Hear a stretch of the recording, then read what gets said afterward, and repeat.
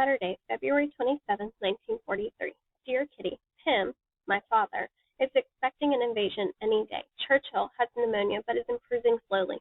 The freedom of Gandhi and India are holding the upteens fast.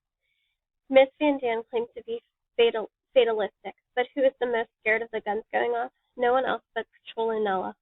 Hank has brought a copy of the bishop's letter to the churchgoers, who reads for us. It is very fine and inspiring. Do not rest, people of the Netherlands. Everyone is fighting with their weapons to free this country, the people and their religion. Give help, be generous, and do not dismay.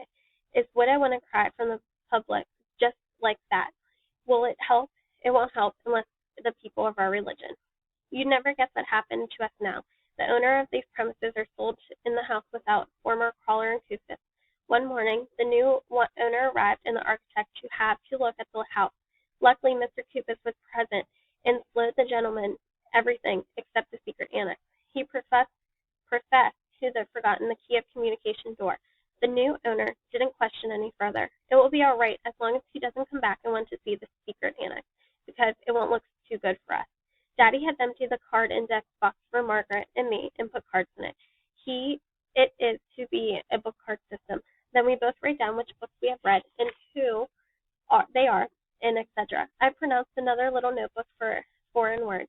Lately, Mummy and I have been getting along better together and never confide in each other. Margaret is more chatty than ever and has got something he is keeping to himself, but he remains the same darling. New butter and margarine rationals on each table, each person in a little bit of their fat under their plate. In my opinion, Miss Van Daan don't divide it all fairly. However, my parents are much too afraid of a row to say anything about it. Pity. I think they should give people like them tit for tat. Yours, Anne.